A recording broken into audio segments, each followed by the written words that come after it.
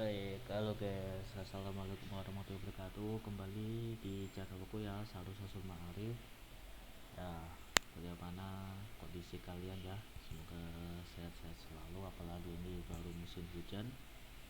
Baik, di sini saya atau aku ini akan membuat konten ya, konten eh, berbagi sedikit-sedikit lah mengenai panduan-panduan penggunaan dalam OBS Studio nih, dalam OBS Studio.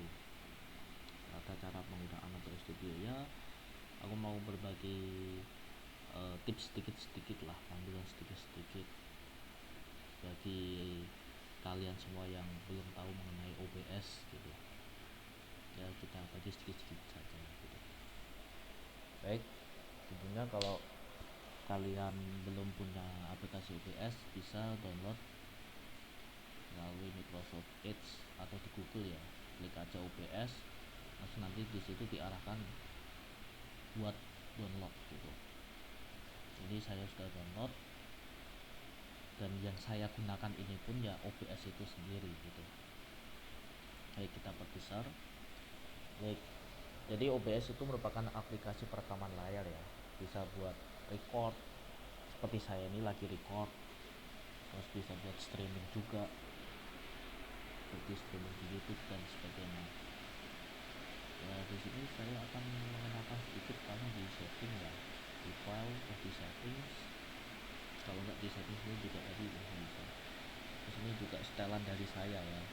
Setiap orang menggunakan OBS pasti setelannya itu berbeda-beda. Kalau setelan dari saya seperti ini sih kurang lebih. Kalau kalian mau ngikut saya ya silakan, enggak pun enggak apa-apa gitu. Karena ya settingan setiap orang tuh mesti berbeda gitu. Nah, seperti ini sih kurang lebihnya. Di sini stream buat streaming ya. Di sini ada outputnya, video bitrate itu ketika kalian melakukan streaming kita bisa atur buat bitrate nya ini, buat kecepatan jam streamingnya. Terus kita ada di audionya ini, setelan saya seperti ini. Jadi videonya kita juga bisa mengatur ya resolusinya sesuai dengan pilihan kita. Ada hot case seperti ini sih ya. Terus biar bisa mundur seperti ini ya, saya tambahkan di sini ya. Kalau saya hanya menggunakan 3 aja sih, video capture device itu untuk ini kameranya. Nah, ini kameranya. Terus audio input capture itu untuk audionya, biar kita kalau ngomong tuh bisa masuk. Terus display capture itu ya untuk ini displaynya, misalkan kita keluar ini juga ikutkan ke record gitu loh. Makanya display capture penting banget sih buat record gitu. Tapi kalian bisa tambahkan yang lain sih. Di sini banyak. Ini klik saja yang icon plus ini ya. Sebelumnya maaf ya, ini mungkin agak bising karena di sini lagi hujan deras banget ini. Ini klik yang icon plus. Nah, di sini pilihannya banyak nih. Audio input, audio output, browser, color source, display, game, image, media source, text, video, Windows Capture, ini banyak banget nih. Tapi yang saya gunakan hanya 3 karena kalau bagi saya yang penting cuma 3 ini sih. Video capture buat kameranya ini, terus audio input itu buat suaranya, display itu untuk ininya, tampilannya, biar bisa tampil apa yang kita mau presentasikan atau apa yang mau kita tampilkan itu biar tampil lah. Display capture itu gitu.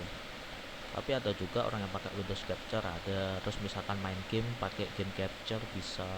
Seperti itu sih ya, sesuai kebutuhan lah, sesuai kebutuhan kita mau membuat video atau record videonya tuh dalam konten apa gitu. Jadi ini sesuai kebutuhan. Kalau kebutuhan saya 3 ini udah cukup sih ya, paling itu aja sih. Ini ada setting ya, properties ya sih. Paling pertama kalian dalam OBS tadi ngatur di setting ini ya. Di setting ini kita atur resolusi bitrate-nya kalau mau streaming dan sebagainya. Terus kita atur di source ini, kita pilih. Kalau aku ada video, audio dan display, terserah kalian ya, sesuai kebutuhan kalian. Terus di sini ada juga start streaming. Start streaming itu kalau kita mau live YouTube atau live streaming di platform lain, itu di start streaming. Terus recording, nah ini recording tuh seperti saya ini lagi nge-record atau membuat video gitu. Paling gitu aja sih ya, penjelasan sangat-sangat simpel dari saya gitu, karena saya juga bukan youtuber handal, bukan konten kreator yang apa ya, yang benar-benar berminat konten kreator sih sebenarnya ya. Jadi itulah yang bisa saya bagikan sedikit-sedikit lah terkait panduan penggunaan OBS ya, terkait fitur-fitur apa yang di dalamnya gitu ya. Simpelnya tuh pokoknya tadi ya, ketika menggunakan OBS tuh atur di setting, buat atur audionya, buat atur resolusinya. Terus kita ke source ini buat milih bagian mana yang diperlukan. Kalau saya ini ada 3, terus sudah. Kalau kita streaming tinggal klik start streaming, kalau kita mau record ya klik record. Itu aja sih kurang lebihnya ya, seperti itu, sangat simple ya. Begitu aja sih ya,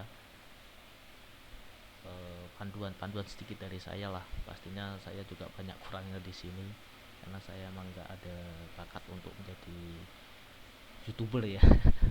Belajar baik. Itu aja konten kali ini ya.